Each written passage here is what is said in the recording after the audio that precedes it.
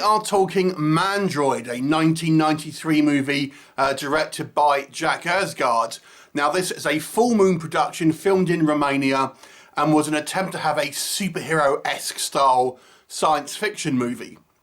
It was actually filmed back-to-back with a movie called Invisible, The Chronicles of Benjamin Knight, which is actually a spin-off / sequel to this movie. So what we have, a Romanian or Eastern European, as they just refer to them as, scientist has created a new fuel source which is derived from these specific mushrooms.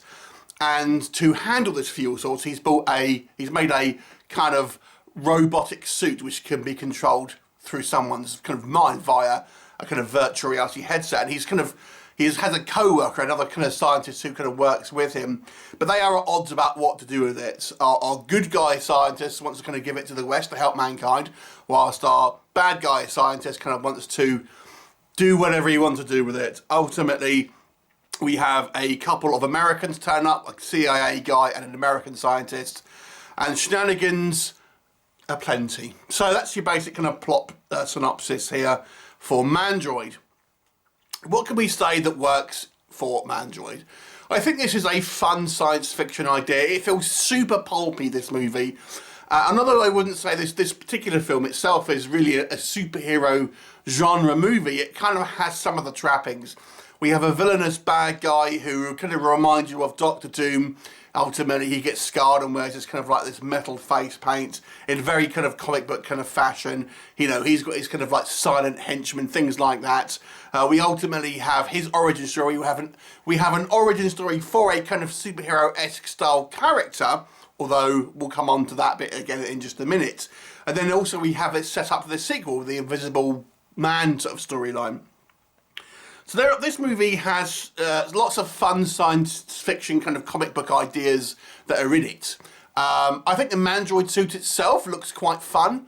It does kind of look like pretty badass, and it's kind of, you know, we had lots of kind of, you know, as I've said in many reviews now, you know, cybernetic, robo this, you know, android that, cyborg this, and this is kind of another one really. I guess it's full moons, one of full moons kind of like science fiction elements, although it's, as I say, this one feels more like a superhero origin movie in a lot of ways. I always like it when they film in Romania. Full Moon was kind of famous for this, and it always gives it a kind of a strange kind of gothic-y feel to it. And this works better, I would say, in horror movies, but here having it in a kind of a science fiction film, I don't know, it just gives it a somewhat old-fashioned feel to it. So I think maybe kind of gives it that sort of pulpy feel, as I've mentioned. I just kind of quite like the kind of the setting in Eastern Europe. Just the kind of like these Eastern Bloc police all seem very kind of you know, behind in the times and stuff. But we do get a kind of quite a good scene with the kind of like a troop carrier what they were able to kind of like you know, get somehow. And I think some of the special effects here are kind of fun. What doesn't work? There's one huge thing with this movie. This movie is practically all set up with no payoff. Now, you will see the image on the front of the guy telepathically communicating to the kind of the Mandroid robot. That is literally the final scene in the film. That doesn't happen. None of that happened in the movie, really. It's until literally the closing kind of couple of minutes. This is really the setup for this kind of character being able to take control of the Mandroid. It is all set up. It is set up for the Invisible movie with Benjamin Knight. You know, we see him get turned invisible and then nothing's done with him. With the Mandroid is, you know, we learn how to control it and stuff like that. And then our hero guy, you know, he gets kind of injured and now he's set up to take Mandroid on future adventures.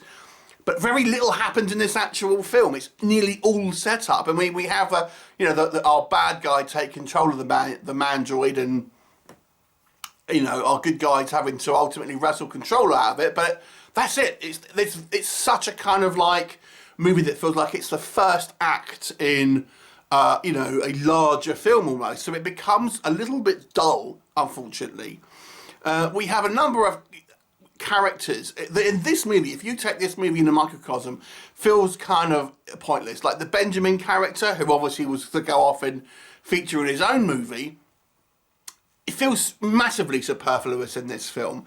And then we have these two American guys, and they only really differentiate each other right at the end. Again, it just feels like they don't need them. This movie needed to be a lot more punchy. The acting, I mean, these are kind of like pretty much unknown actors still today, to be honest with you. The acting is suitably hammy. The dialogue is just as kind of like as hammy as the kind of the acting. And it just feels a bit of a non-event.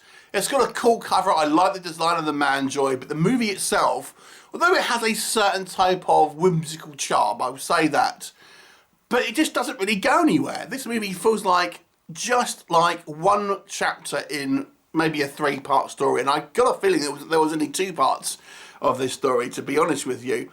So it's massively unfulfilling and quite talky, but it had the elements, I think, to make a fun adventure. They just didn't do it, and this is the problem, I think, when you're trying to set up sequels in before even one movie's released. It suffers from it.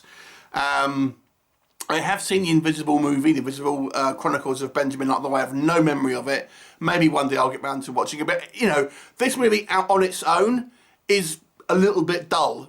As a 2-movie production, maybe this one would seem better if the other ones all kind of pay off. But it doesn't make it clear that that one's really a spin-off of this one. So if you look at this one just out on its own, it's a little bit boring, to be honest. I'll give it a 4 out of 10. Have you seen it? What did you think of it? Leave me a comment and I'll look forward to seeing you next time. Bye for now.